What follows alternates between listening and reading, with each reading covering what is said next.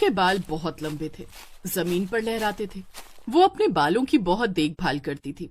वो अपने लंबे बालों की कभी लंबी चुटिया बनाती तो कभी दूसरे स्टाइल से सजाती। लेकिन शादी के बाद झुमकी की लंबी चुटिया उसके लिए मुसीबत बन गई। झुमकी चौखट पर बैठकर अपने बालों में तेल लगाकर चुटिया बना रही थी। वो चुटिया बनाकर जब खड़ी हुई तो उसकी चुटिया जमीन पर लहरा रही थी। झुमकी को अपने लंबे बाल बहुत पसंद थे। वो उन पर इठलाती इतराती पूरे गांव में घूमती। उसकी लंबी चुटिया की चर्चा पूरे गांव में होती। औरतें झुमकी से उसके लंबे बालों का राज पूछती। झुमकी, तेरे बाल इतने लंबे कैसे हुए? तू अपने बालों में क्या लगाती है? इतने लंबे बाल पाने के लिए बालों की बहुत सेवा करनी पड़ती है रीमा। मैं इनमें रोज तेल लगाती हूँ, इन्हें मुल्तानी मिट्टी से धोती हूँ, कभी शैम्पू नहीं लगाती। अच्छा, तभी तेरे बाल बहुत सुंदर और इतने लंबे हैं। झुमकी को अपने लंबे बालों पर बहुत नाज था। धीरे धीरे दिन गुजर रहे थे। एक दिन उसे देखने के लिए लड़के वाले आए। उन्हें झुमकी की लंबी चुटिया बहुत अच्छी लगी। लड़के की माँ सीमा ने कहा, लड़की के बाल तो बहुत लंबे हैं। मैंने आज तक किसी लड़की की इतनी लंबी चुटिया नहीं देखी। हमें झुमकी बहुत पसंद है। झुमकी की माँ सुजाता ने कहा, बहन जी, झुमकी अपने बालों की बहुत सेवा करती है। जो लड़की अपने बालों की इतनी सेवा कर सकती है वो सास ससुर की सेवा भी करेगी। बिल्कुल करेगी बहन जी। तो ठीक है, हमें ये रिश्ता मंजूर है। इस तरह झुमकी की शादी नरेश से तय हो जाती है। कुछ दिन के बाद दोनों की शादी हो जाती है। शादी के बाद जब झुमकी अपने ससुराल आती है तो हर तरफ उसकी लंबी चुटिया की चर्चा होने लगती है। महिलाएं उसकी लंबी चुटिया देखने आने लगी। अरे सीमा, मैंने सुना है नई बहू की चुटिया जमीन तक लंबी है। हाँ शीला, तुमने सही सुना है। जरा हमें भी दिखाओ। पूरे गांव में खबर फैल गई कि सीमा की बहू की चुटिया नागिन से लंबी है। सीमा, तेरे पूरे खानदान में तो क्या पूरे गांव में इतनी लंबी चुटिया किसी की ना है। तूने अपने बालों की कितनी सेवा की, लेकिन तेरे बाल इतने लंबे ना हुए। नजर ना लगे बहू को। शीला, पहले लड्डू खाओ ना, मैंने बनाए हैं। बहू तो यहीं रहेगी। इसकी चुटिया देखने के बहुत मौके मिलेंगे।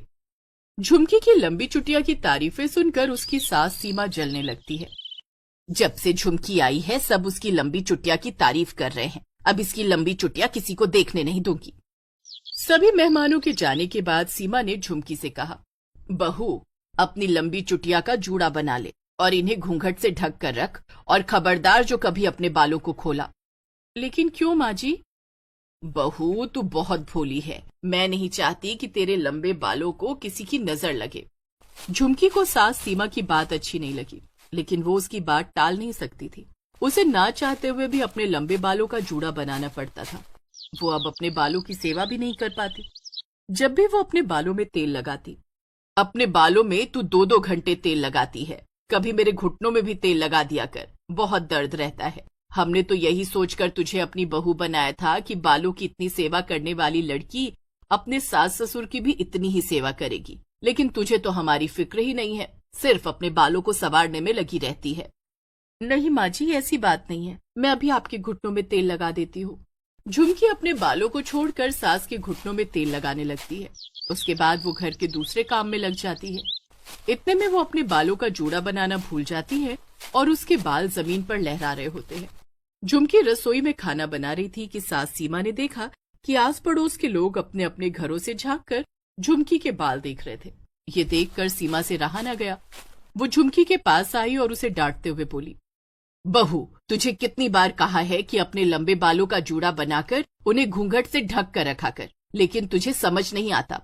गलती हो गई माँ जी, मैं भूल गई थी। अभी अपने बालों का जूड़ा बनाती हूँ। ऐसा कहकर झुमकी ने फौरन अपने बालों का जूड़ा बनाया और उन्हें घूंघट से ढक लिया। वो कभी अपने बालों को धोती तो सीमा उसे छत पर बाल सुखाने भी नहीं देती। बहू, तू छत पर क्या कर रही है? माँ जी, आज मैंने बाल धोए हैं, इन्हें सुखा रही हूँ। जल्दी से घर के अंदर आ जा। झुमकी छत से उतरकर घर के अंदर आती है। क्या बात है माँ जी? बहू, तू बाल सुखाने छत पर नहीं जाएगी। आज से तू अपने बाल कमरे में ही सुखाएगी। लेकिन माँ जी, इतने लंबे बाल कमरे में कैसे सूखेंगे? मुझे कुछ नहीं पता। इन्हें जल्दी से सुखाकर जूड़ा बना ले। झुमकी के बाल पूरी तरह नहीं सूखे थे। वो गीले बालों का ही जूड़ा बना लेती है। झुमकी मन ही मन सोचती है, शादी से पहले कितनी आजादी थी। मैं अपने बालों को लहराती हुई छत पर सुखाती थी, इनके स्टाइल बनाती थी कितने सुंदर लगते थे मेरे बाल, और अब तो इनका जूड़ा बनाने के अलावा कुछ कर ही नहीं सकती। इतने लंबे बालों का जूड़ा बनाने से मेरा सिर भी भारी हो जाता है। जब इन्हें जूड़े और घूंघट में रहना है तो इतने लंबे बालों का क्या फायदा। मैं इन्हें काट कर छोटा कर दूंगी, तभी माँ जी को चैन मिलेगा। कुछ ही दिनों में मैं अपने लंबे बाल काट दूंगी। ऐसा सोचकर वो उदास हो जाती है। दिन बीत रहे थे। वो रोज अपने लंबे बालों के साथ एक सेल्फी लेती, ये सोचकर कि एक दिन इन्हें कट ही जाना है। तभी मौसम ने करवट ली और बारिश का महीना शुरू हो गया। सावन की पहली बरसात हो रही थी। उस दिन घर में कोई नहीं था। झुमकी अपनी लंबी चुटिया खोलकर बारिश में नहा रही थी। बारिश में नहाने के बाद वो अपने कमरे में जाकर रोने लगती है और कैंची लेकर अपने बाल काटने जा रही थी कि तभी अचानक बहुत जोर जोर से बिजली कड़कने लगती है और बादल गरजने लगते हैं। डर के मारे झुमकी के हाथ से कैंची छूटकर गिर जाती है। वो खिड़की से बाहर देखती है तो बादल बिल्कुल काले हो गए थे और बारिश बहुत तेज हो गई थी। तभी उसकी सास, ससुर और पति नरेश भी घर आ जाते हैं। झुमकी के गीले बालों को देखकर सास सीमा ने कहा, तेरे बाल कैसे गीले हो गए? माँ जी, मैं छत पर कपड़े उठाने गई थी, तभी बहुत तेज बारिश होने लगी जिससे मेरे बाल गीले हो गए। इन्हें सुखाने के लिए खोला है। माँ, तुम हर समय झुमकी के लंबे बालों के पीछे पड़ी रहती हो। बाहर का मौसम तो देखो, अगर इसी तरह बारिश होती रही तो गांव में बाढ़ आ जाएगी। हाँ, नरेश ठीक कह रहा है। गांव में बाढ़ का खतरा मंडरा रहा है भाई। आप लोग चिंता मत कीजिए, अगर बाढ़ आ गई तो हम उससे बचने का कोई न कोई उपाय जरूर ढूंढ लेंगे। तू तो सबसे पहले अपने बालों को बचाएगी। नहीं माँ जी, मैं बहुत जल्द अपने बालों को काटकर छोटा कर दूंगी। सब लोग बातें कर रहे थे, इतने में बारिश और तेज हो गई। बारिश तो रुकने का नाम नहीं ले रही है। बहू, तू अपने बालों को जो है बचा कर रखना। अच्छा, कहीं इनमें बरसाती कीड़े ना घुस जाएं। ठीक है बाबूजी। उस रात बारिश पड़ गई। यहाँ तक कि दूसरे दिन भी बारिश लगातार होती रही। 3 दिन बीत जाने के बाद भी बारिश नहीं रुकी और गांव में बाढ़ आ गई। लोगों के घरों के अंदर पानी घुस गया। झुमकी का घर भी बाढ़ के पानी में डूबने लगा। तभी सीमा आवाज लगाती है, बेटा बेटा मुझे बचाओ, मैं डूब रही हूँ। मैं क्या करूँ माँ, मैं तो खुद डूब रहा हूँ। अरे मुझे कोई बचाओ, वरना मैं डूब कर मर जाऊंगा। सब लोग पानी में डूब रहे थे। क्या मेरे परिवार को बचाने वाला कोई नहीं है? क्या कोई हमारी मदद नहीं करेगा? आप लोग चिंता मत कीजिए, आप लोगों को कुछ नहीं होगा। मेरी लंबी चुटिया सबकी मदद करेगी। आप लोग मेरी चुटिया कसकर पकड़ लीजिए। सीमा, सुरेश और नरेश तीनों झुमकी की लंबी चुटिया को कसकर पकड़ लेते हैं। झुमकी को तैरना भी आता था। वो पानी में तैरकर सबको सुरक्षित जगह पर ले जाती है। वो अपनी लंबी चुटिया की मदद से गांव के दूसरे लोगों को भी डूबने से बचाती है और सबको सुरक्षित जगह पर ले जाती है। 2 दिन के बाद जब बाढ़ का पानी उतर जाता है, तब गांव के लोग झुमकी की लंबी चुटिया की बहुत तारीफ करते हैं। सीमा, तेरी नई बहू की लंबी चुटिया ने हम सबकी जान बचा ली। हाँ, झुमकी बहू की लंबी चुटिया बड़े काम की है, इसे संभाल कर रखना। लेकिन सबके जाने के बाद झुमकी कैंची लेकर अपनी लंबी चुटिया काटने ही जा रही थी कि सीमा ने आकर उसका हाथ पकड़ लिया। नहीं बहू, तू अपनी लंबी चुटिया नहीं काटेगी। लेकिन माँ जी, मैं इस लंबी चुटिया को रखकर भी क्या करूंगी? मैं ना तो इसे खोल सकती हूँ और ना इनकी सेवा कर सकती हूँ। गीले बालों में ही जूड़ा बनाना पड़ता है और घूंघट में छिपा कर रखना पड़ता है। बहू, आज के बाद तुझे इन्हें घूंघट में छिपाने की जरूरत नहीं है। तू इनकी खूब सेवा कर और इनकी खूब सुंदर सुंदर स्टाइल भी बना। अब जूड़ा बनाने की कोई जरूरत नहीं है। सास की बात झुमकी के कानों में शहद की तरह लग रही थी। सच माँ जी? हाँ बहू।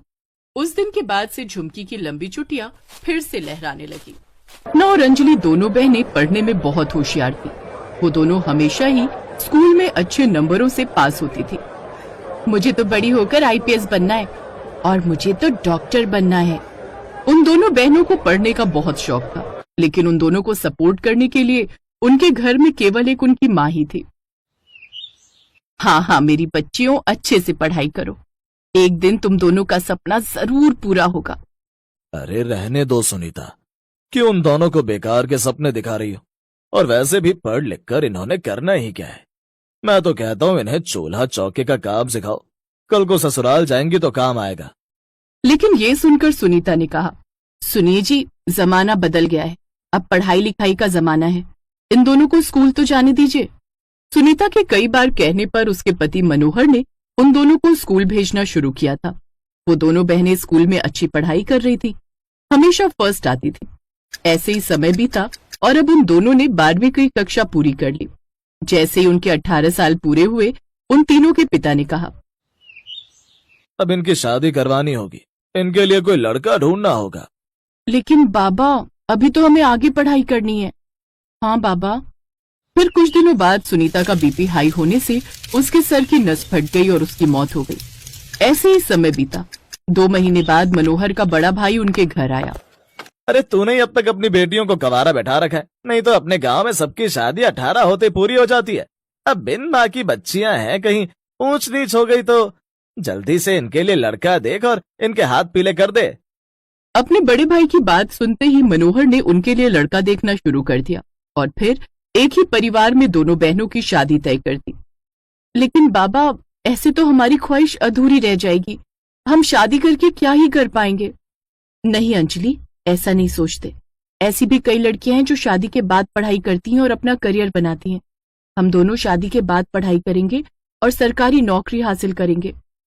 अपने बाबा के कहने पर उन दोनों ने शादी कर ली, लेकिन पढ़ाई की वजह से उनकी माँ ने कभी उनसे ज्यादा काम नहीं करवाया था, जिस कारण वो दोनों काम में इतनी माहिर नहीं थी। इसलिए अक्सर अपनी सास के ताने वो सुनती रहती। एक रोज उनकी सास, देखो, जितना भी पढ़ना था शादी के पहले पढ़ लिए, अब आगे की पढ़ाई करने की कोई जरूरत नहीं। इस घर में ये सब नहीं चलता। ये सब छोड़ो और अब घर संभालो चुपचाप से।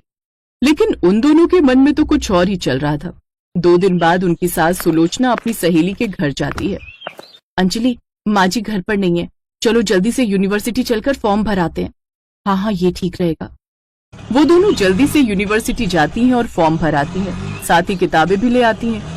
वो किताबें उन्होंने अपने बैग में छुपा दी, लेकिन जब वो घर पहुंची तो उन्होंने देखा उनकी सास सुलोचना सामने खड़ी है। कहाँ गई थी तुम दोनों? माँ जी, वो हम बाजार गई थी कुछ सामान लाने के लिए। दिखाओ तो क्या सामान लाई हो।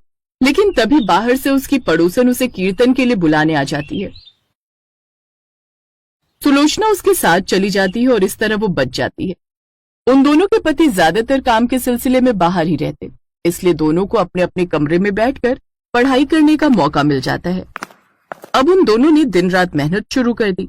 दूसरी तरफ मनोहर ने अपनी बेटियों की शादी के लिए बहुत सारा कर्ज जमींदार से उठा रखा था, जिसको न चुकाने के कारण जमींदार ने उसकी जमीन पर कब्जा कर लिया, साथ ही उसे घर से निकाल दिया। इन बेटियों को ब्याहने के चक्कर में मैं आज सड़क पर आ गया। उधर उन दोनों बहनों ने अपने सपने पूरे करने पर जोर लगा दिया। फिर कुछ दिन बाद वो दोनों एक साथ गर्भवती हुई। फिर एक रोज जब उनका एडमिट कार्ड घर पर आया तो चपरासी वो कार्ड उनकी सास के हाथ देकर चला गया।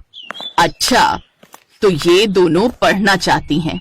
अपने बेटों को ये बात बताती हूँ, तभी उनकी अक्ल ठिकाने आएगी। शाम को सुलोचना ये बात अपने दोनों बेटों को बताती है। बड़ी चर्बी चढ़ी है ना तुझे पढ़ाई करने की? पढ़ लिख कर नौकरी करनी है क्या? हम पढ़ लिख कर सरकारी नौकरी करना चाहते हैं। अरे पागल हो गई हो क्या दोनों? सरकारी नौकरी कोई बाजार में मिलने वाली चीज नहीं है जो गई और खरीद ली। अच्छे अच्छे पढ़े लिखे लोगों के जूते घिस जाते हैं। आई बड़ी सरकारी नौकरी करने वाली। उन दोनों के पति उनकी खूब पिटाई करते हैं और उन्हें घर से निकाल देते हैं। वो दोनों अपना एडमिट कार्ड, किताबें, कुछ सामान साथ में लेकर घर चली जाती हैं। अब हम क्या करें अंजलि? अब हमारे पास पढ़ने के अलावा और कोई रास्ता नहीं है। अब हमें वो हासिल करना ही होगा जो हम चाहती हैं। फिर फुटपाथ के पास उन्होंने अपनी साड़ियों से घेर कर एक झोपड़ी बना ली और वहां बैठकर पढ़ने लगी। दिन में वो भीख मांगकर गुजारा करती और शाम के बाद से स्ट्रीट लाइट की रोशनी में पढ़ने लगी। ऐसे ही कई दिन बीत गए। जब उन दोनों ने सिर्फ पानी पीकर अपना पेट भरा, लेकिन पढ़ना नहीं भूली। फिर उनके फर्स्ट सेमेस्टर के एग्जाम हुए, जहां उन दोनों ने पूरे कॉलेज में टॉप किया। कॉलेज के प्रिंसिपल को उन दोनों की कहानी पता चली। उन्होंने दोनों बहनों से कहा, आज से तुम दोनों कॉलेज के हॉस्टल में ही पढ़ोगी और खूब मन लगाकर पढ़ना। अब मैं भी तुम दोनों की उड़ान देखना चाहता हूँ। सच में प्रिंसिपल साहब, आपका बहुत बहुत शुक्रिया। अब से वो दोनों हॉस्टल में ही रहने लगी, साथ ही वहाँ थोड़े बहुत काम भी करने लगी, जिससे उन्हें 2 वक्त का खाना भी मिलने लगा। कुछ समय बाद दोनों बहनों ने बच्चों को जन्म दिया। अंजलि ने बेटे और सपना ने बेटी को जन्म दिया। अब वो अपने बच्चों की भी देखभाल करती, साथ ही पढ़ाई जारी रखी। ऐसे उन दोनों ने कॉलेज पास कर लिया। अब बारी थी उनके बचपन के सपने को पूरा करने की। अंजलि ने डॉक्टरी और सपना ने आईपीएस का एंट्रेंस एग्जाम दिया।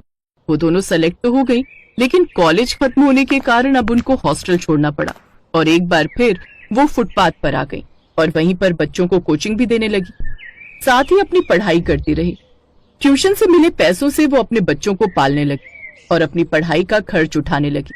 कुछ समय बाद एग्जाम देकर उनको अपनी मंजिल मिल गई। दोनों को सरकारी नौकरी मिल गई। अंजलि डॉक्टर बन गई और सपना आईपीएस। आखिरकार हमारा सपना पूरा हो गया। इसे पूरा करने के लिए हमने कितनी मेहनत की। आपका बहुत बहुत शुक्रिया भगवान। उधर उनके दोनों पतियों की फैक्ट्री में आग लग गई और उनका काम छूट गया। जो घर था उसे कर्जदारों ने ले लिया। अब वो सड़क पर आ गए। एक रोज दोनों बहनों ने भंडारा करवाने की ठानी। ये खबर मिलते ही सभी गरीब और भिखारी लोग उनके भंडारे में आए, जिसमें उनके पिता मनोहर और उसकी सास सुलोचना और उनके पति भी थे। उन दोनों को सफल होता देख वो सब हैरान रह गए। हमें माफ कर दो बहू, हमारे कर्मों की सजा हमें मिल गई है। ये हमारे बच्चे हैं, हमें माफ कर दो अंजलि। हाँ सपना, तुम भी मुझे माफ कर दो। और बाबा, आपका ये हाल कैसे हुआ? फिर मनोहर ने उसको सारी बात बताई। अपनों का ये हाल देख उन दोनों बहनों को उन पर दया आ गई और उन्होंने सब कुछ भुलाकर उन सबको अपना लिया। अब अपनी दोनों सरकारी नौकरी वाली बहुएं खुशी खुशी नौकरी करती और उसकी सास